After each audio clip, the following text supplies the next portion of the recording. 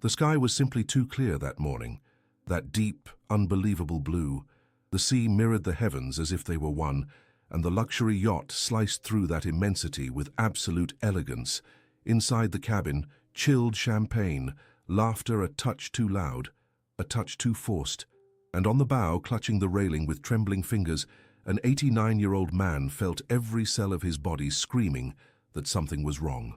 What a joy to have you with me. Tell me where you're listening from. Leave a like, subscribe to the channel, and let's discover together how this incredible story unfolds. Arthur Pendleton built an empire from nothing. He remembered the small apartment in East London with Eleanor, she sewing late into the night, while he worked 16 hours a day at anything that paid the bills. He remembered the first guest house in Brighton, that old building they renovated together. He remembered his 3 children being born: Jonathan, the clever one; Sarah, the determined one; Thomas, the quiet one, who only smiled when his mother sang. 89 years of life, 65 years of marriage, until Eleanor left 5 years ago, taking half of him with her. And now, surrounded by his 3 children on that luxurious yacht, Arthur felt he was about to lose the other half. "Why have you brought me here?" The question came out directly. Jonathan straightened up. 43 years old, the eldest son who should have honored the family name. "We brought you here because we need to talk away from prying eyes, away from solicitors and advisors. Are you trying to mislead me?" Arthur felt the anger rise. "Or opening my eyes?" A thick silence fell. Sarah averted her gaze. Thomas clenched his phone until his knuckles turned white. Only Jonathan held his father's gaze. And it was at that moment that Arthur knew. They knew he had found out. 6 months prior, an anonymous tip-off had arrived about inflated contracts, phantom suppliers, money siphoned off in his name. When he investigated, he found something worse: his 3 children stealing from the company, from the employees, tarnishing the legacy he had built. It was systematic, calculated, cold. Arthur changed his will the following week. No one knew.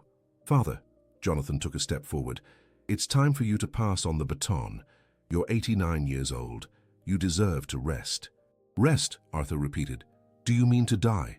"We just want you to enjoy your years without pressure," Sarah interjected too quickly, her voice sharp. "We'll take care of everything." "Like you're already taking care?" Arthur let the question hang. "Siphoning off funds, falsifying contracts, using my name?" Thomas stood up, pale. "Father, I can explain." "Shut up, Thomas," Jonathan snapped. "We don't have to explain anything." "I don't have proof." Arthur felt a bitter laugh escape him. "I have every receipt, every email, every transfer, and I've already handed copies over to a safe place." It was Jonathan who changed first. The mask slipped, giving way to desperation. "You will sign the transfer now," he said, pulling papers from his pocket, "or you will regret it." "Never." The word came out firm. "I will never hand over what I've built to those who have lost their character." And that's when it happened. Jonathan took 2 swift steps. His hands reached out. The push came, violent and deliberate. The deck vanished, the world spun, and then the impact. The water was freezing. Arthur felt the shock course through every nerve, his lungs contract, his mouth fill with salt. He sank, his clothes dragging his body down. For a moment he thought this was it, that he would drown, betrayed by his own children. But some instinct screamed, "Fight!" He thrashed his arms, kicked and surfaced, coughing, spitting water. When he opened his eyes, he saw the worst sight of his life, the yacht sailing away. "Jonathan, Sarah, Thomas!" His voice came out hoarse, broken. The engine roared, the boat sped up, and Arthur floated in that infinite blue, feeling a solitude he never knew existed. It wasn't just being alone in the ocean. It was being alone after being abandoned by his own children. But then he saw movement at the stern. Thomas appeared, pale as a sheet, clinging to the rail, his eyes wide with horror. For a fraction of a second, their gazes met. Arthur saw panic, guilt, the 5-year-old boy who had nightmares and only slept if his father stayed beside his bed. "Thomas," he whispered, "help me." But Thomas remained paralyzed, a statue of remorse, as the boat vanished on the horizon. Arthur was truly alone. The current was strong. He tried to swim for the coast, but couldn't even see it. Everything was water. His arms felt heavy, his legs barely responded. 89 years are unforgiving. He tried to float on his back, but the waves slapped his face, filled his nose, made him choke incessantly. "God," he whispered between gulps of salt water. Not for me, but for them. Don't let them carry this for the rest of their lives. He thought of Eleanor. Of course he did.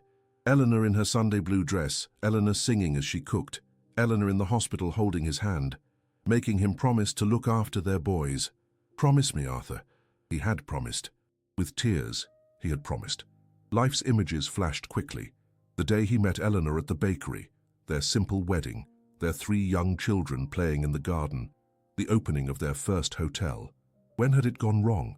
At what point had those children transformed into this? The world began to darken.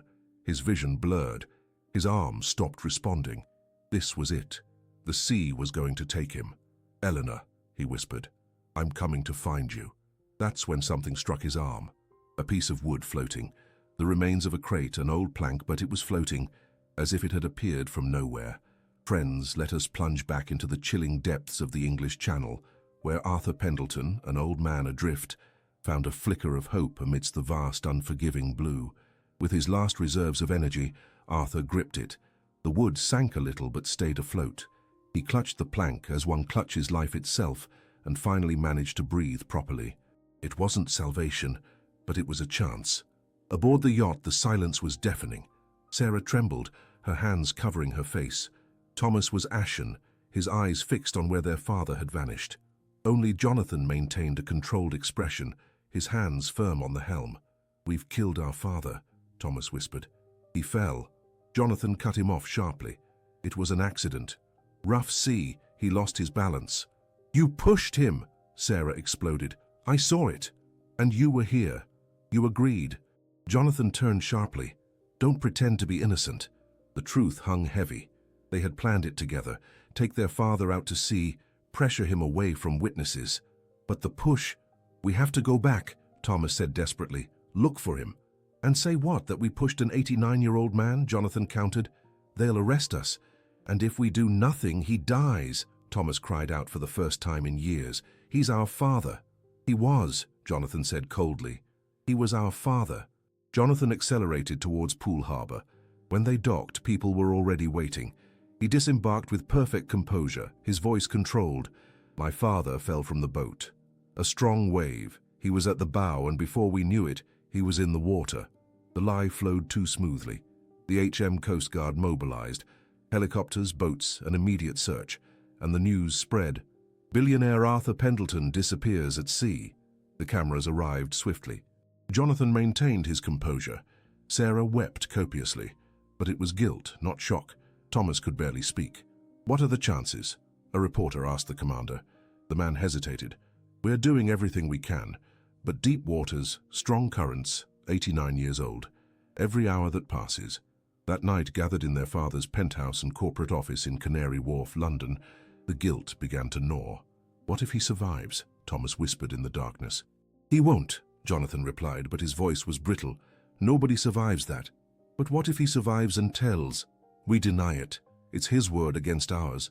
I'll tell. Sarah stood up. If he's alive, I'll tell the truth. And spend years in jail? We've already lost everything, Sarah said. Lost it when you pushed him. Nothing else matters, Jonathan. Nothing is worth killing your own father. In the English Channel, Arthur struggled. The first day was torture. The sun burned mercilessly, brutal thirst surrounded by salt water that only cracked his lips. Night brought a bone-deep chill that shook his entire body. It was on the second night that he began to see Eleanor. She was there, in a blue dress, smiling that way of hers. Eleanor, it's not your time yet, my love. I'm tired, but you've always fought. You won't give up now. Eleanor drew closer. Our children will have to live with what they've done. But you still have work here. When he blinked, she was gone. But something in her words made him grip the plank even tighter. On the third day, consciousness slipped away. One moment he was there, feeling the pain. The next, he was somewhere else. In his first humble apartment in East London, at the Royal London Hospital when Jonathan was born, at Sarah's graduation. And then he heard a different sound. An engine. Distant, but real. He tried to shout, to lift his arm, but he had no strength. He moved his hand in the water, making the smallest possible motion, praying it would be enough. Liam O'Connell had been fishing in these waters since he was 10, but on that day, something made him deviate from his usual route. It wasn't logic. It was a tug at his chest. He rounded the island, and that's when he saw something floating. Then it moved. Bloody hell, it's a person. He sped up his fishing boat. When he got close and pulled that body, old battered, more dead than alive, he turned his face and his world fell away. It can't be. It was Arthur Pendleton, his father Sean's employer, the man who paid for Liam's schooling, the treatment when his father fell ill. "Mr. Pendleton, don't you die," Liam began CPR. "Don't you die on my boat." Arthur coughed. Weak, pathetic, but the most beautiful sound Liam had ever heard. "That's it. Get it out." Arthur coughed more, vomited water, and slowly opened his eyes. It took time to focus. "Liam, are you Sean's son?" Liam laughed and cried, "It's me, Mr. Pendleton. You're safe now." Arthur closed his eyes, relieved. Eleanor was right. It's not my time yet. The news exploded. Billionaire found alive after 3 days adrift. Jonathan was at his corporate office in Canary Wharf when the phone rang. When he heard "your father is alive," he dropped the receiver. Alive. Alive to tell. Alive to finish them. Sarah and Tom received the news together. Tom collapsed onto the sofa, sobbing with relief. Sarah stood paralyzed, relief, terror, guilt, all mixed. Father was alive. They were going to prison, but he was alive. The three arrived at the Royal London Hospital like defendants at court. The doctors informed them, serious but stable condition. It was extremely lucky. A few more hours and he wouldn't have survived.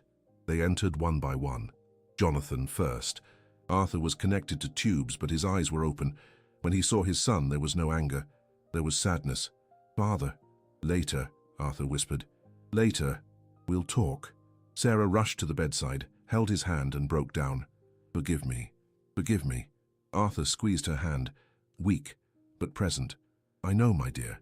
Tom stood by the door for a long moment. When he entered, the words tumbled out.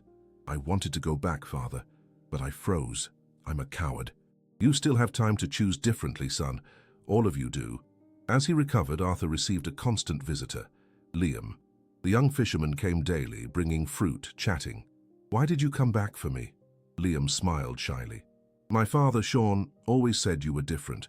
You treated employees like people. When he fell ill, you paid for his treatment. I never forgot." Arthur closed his eyes. He had helped dozens of people. Small gestures his own children never knew about. And now one of those gestures had saved his life. "Liam, do you know what a will is?" The young man blinked, confused. "I do, sir, but why?" "Because I've made a new one, and I need you to know." 2 weeks later, Arthur was discharged. The family was summoned for a meeting at the penthouse. The solicitors were already there when his 3 children arrived. Jonathan entered impeccably dressed, but with something fragile in his eyes. Sarah clutched her handbag. Thomas looked as if he was about to be sick. Arthur was seated, thinner and frailer, but with a straight back and clear eyes. Beside him, Liam. "Father," Jonathan began, "about the boat. I know what happened." Arthur cut him off firmly. "You pushed me. Sarah and Thomas watched. You left me to die." Absolute silence. "But before that, I want you to know I changed my will 6 months ago, when I discovered you were stealing from the company." The 3 of them blanched. "Jonathan, Sarah, Thomas, you will not inherit the company. You will not inherit the fortune. You will not inherit anything." It was as if the ground disappeared beneath them. Sarah crumbled. Thomas stumbled. Jonathan lost all color. "Everything will be allocated to a foundation that will offer education to young people. It will be managed by Liam O'Connell." Liam looked shocked. "Mr. Pendleton, You have the character they lost. You saved my life without knowing who I was. I trust you with my legacy." "This is absurd," Jonathan exploded. "We built this with you." "No, I built it while you spent. And when I tried to correct it, you tried to kill me." The word hung in the air. Kill. "You left me to die," Arthur said, his voice breaking. "You threw me into the sea to die." Sarah was sobbing. Thomas had his face in his hands. Jonathan clenched his jaw. "But," Arthur took a deep breath, "you are still my children." The 3 of them looked up, surprise mixed with fear. Arthur picked up 3 envelopes from the small table beside him. Inside each one is a proposal. You will work for the foundation. No millionaire salaries, no perks, no luxurious offices. You will learn what it means to serve. You will learn what it means to build something with your own hands and see that something benefit people who will never be able to repay you. He held out the envelopes. Nobody moved. If at the end of 5 years, Arthur continued, you prove that you have truly changed, that you have regained the character your mother and I tried to teach you, then I will reevaluate. Not the inheritance. That will remain with the foundation. But you, the relationship between us, the chance to be my children again, not just by blood, but by character. Sarah was the first to stand. She took the envelope with trembling hands, looked at it and whispered, "Thank you, Father." Thomas followed, his eyes red, his face wet. "I will prove it, I swear I will prove it." Jonathan stood still. Arthur's envelope remained extended in the air between them, father and son, separated by far more than mere physical distance. "Is this all you think we're worth?" Jonathan asked, venom and hurt mixed in his voice. "A mere handout of a second chance." "It's more than I received when I was dying in the Channel," Arthur replied. "It's more than any of you offered me. But it's what I have to offer. Forgiveness and opportunity. It's up to you to accept it or not." Jonathan looked at that envelope as if it were a serpent. His eyes went from the paper to his father's face, to his siblings, who already held theirs, to Liam, who watched in silence. And then, with an abrupt movement, he turned his back. "Keep your forgiveness." The words came out bitter. "I don't need it." And he walked out. He slammed the door shut, the sound echoing through the penthouse like a gunshot. Sarah took a step to follow him, but Arthur shook his head. "Let him go. Everyone's path is different. His will be longer." In the months that followed, changes happened swiftly. Jonathan, true to his word, initiated legal proceedings to contest the will. He lost. The evidence of the frauds he, Sarah, and Tom had committed surfaced during the trial, and Jonathan faced criminal charges. He eventually agreed to a settlement that involved community service, financial restitution, and a suspended sentence. Sarah and Tom, meanwhile, started at the foundation. At first, it was exactly as Arthur had said, humbling. Sarah, accustomed to air-conditioned offices and personal assistance, found herself carrying boxes of school supplies in disadvantaged communities in Manchester, Glasgow, and parts of London. Tom, who had never truly worked a day in his life, learned to paint walls, fix leaky roofs, assemble donated furniture. They hated it. They complained. They cried tears of frustration and anger. But gradually something began to shift. Sarah met an 11-year-old girl who studied under a street lamp because her home had no electricity. She helped secure a scholarship for the child, and when she saw the smile of pure joy on the child's small face, she felt something she hadn't felt in years: purpose. Tom conversed with a young man his own age who worked 12 hours a day to support 3 younger siblings after their parents had passed away. He listened to the story without interruption, without judgment, and for the first time understood what his father meant about perspective. Liam O'Connell, the young fisherman who had never managed anything larger than a small fishing vessel, proved to be a surprising leader. Humble yet firm, he listened more than he spoke, but when he made decisions, they were unerringly precise. The Arthur Pendleton Foundation started small, a rented room, 3 employees, a pilot program in one community, but grew organically, authentically. And Arthur, you ask? The old billionaire sold his penthouse, his luxury cars, everything unneeded. He bought a simple coastal cottage in West Bay, Dorset, one with a wooden porch and a comfortable armchair, and moved there. He lived on a modest income he'd secured, enough for comfort, but without excess. Each morning he woke with the sun, made strong coffee, and walked the sand. Sometimes Liam O'Connell joined him, reporting foundation progress. Other times Sarah or Thomas appeared, seeking advice, just wanting to be near. Jonathan never appeared, but Arthur always left his door open. Always. One day, almost 2 years after the incident, Arthur was on the porch when a car stopped outside. He didn't recognize the vehicle. It was old, scratched, so unlike Jonathan's luxury cars. But when the door opened and the figure stepped out, Arthur's heart leapt. It was Jonathan, thinner, unshaven, in simple clothes. He stood outside the wooden gate for a long moment, as if gathering courage. When he finally opened it and walked across the sand to the porch, Arthur saw his eldest son was crying. "Father," Jonathan said, his voice broken, shattered. He couldn't go on. He collapsed there, kneeling in the sand, sobbing like a child. Arthur, without hesitation, came down the 2 porch steps, knelt beside his son, and opened his arms. And Jonathan, the proud, the ambitious, who pushed his father into the sea, embraced that frail old man, crying all he'd held back for years. He wept for the greed that consumed him, for the mother he'd disappointed, for the father he almost killed, for everything lost and discarded. "Forgiveness isn't deserved, my son," Arthur whispered, tears on his wrinkled face. "Forgiveness is chosen, and I choose to forgive you. I always chose to. I was just waiting for you to choose to return." They stayed there, father and son, embraced on the sand as the sun rose, waves beating a soft rhythm. It didn't resolve everything. It didn't erase what happened, but it was a beginning, a chance, a fresh start.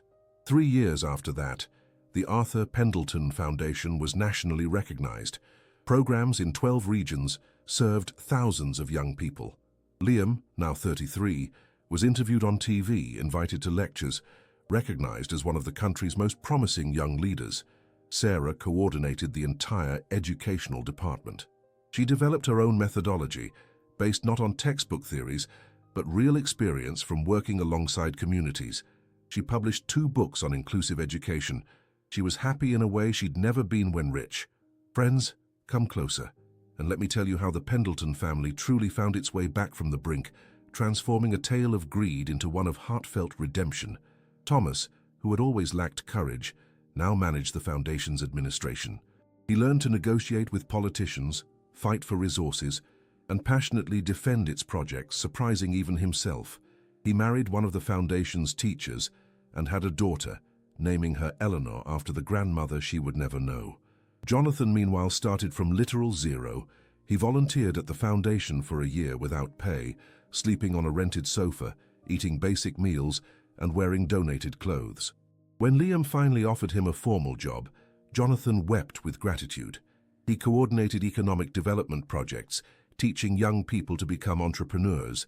He was always good at this, but now used his talent to build, not destroy. One Saturday afternoon, the entire family gathered at Arthur's coastal cottage. More people were present. Besides his 3 children, there was Liam and his wife, Thomas, and his family, and Jonathan even brought a new girlfriend, a social worker from one of the projects. The table, set on the porch, offered simple food: freshly caught grilled fish from Liam's morning catch, new potatoes and seasonal greens. Yet the table was full, with people, life, and genuine laughter. Arthur, now 94, sat at the head of the table. His body was fragile, requiring a cane to walk and tiring easily, but his eyes remained clear, attentive, and very much alive. Liam stood, raising his glass of juice. "I'd like to propose a toast," he said, quieting everyone, "to the man who taught me the sea can take everything, but also give back what truly matters. To Arthur, who chose forgiveness over vengeance, who built a family greater than blood, who taught us it's never too late to start anew. To Grandpa Arthur," Thomas's granddaughter cried out in her high-pitched voice, raising her juice glass too. Everyone toasted. Glasses clinked. Arthur smiled, that same full-faced smile Eleanor had fallen in love with decades ago. "Eleanor would be proud," he said softly, but everyone heard. "Of you. Of all of you." That night, after everyone had left, Arthur remained alone on the porch. The full moon reflected on the sea, turning each wave into a silver line. He rocked slowly in the chair Liam had made for him, a blanket over his legs against the chilly night. He gazed at the sea, that blue immensity, which had nearly claimed him and been his almost tomb, now seemed different, peaceful, even beautiful. He remembered those 3 days adrift, the thirst, the cold, the despair. He remembered clinging to that wooden plank, more dead than alive, seeing Eleanor in dreams or delusions, telling him it wasn't his time yet. And he understood. It wasn't his time, for there was still work to be done. There was still forgiveness to give, love to plant, seeds to scatter. The sea hadn't claimed him because his story, all their stories, needed a different ending. Not an end of vengeance and bitterness, but of redemption and a new beginning. "Thank you," Arthur Pendleton whispered to the sea, to the sky, to Eleanor wherever she might be. "Thank you for more time. I used it well." A gentle breeze swept by, carrying the scent of salt and life, and in his comfortable armchair, lulled by the sound of the waves, Arthur Pendleton closed his eyes and smiled, for he understood the greatest lesson the sea had to teach. Life isn't in what we accumulate, but in what we plant. It isn't in what we keep, but in what we give. And true legacy isn't measured in money or buildings or businesses, but in transformed hearts and touched lives. The sea had almost killed him, but in the end it truly saved him.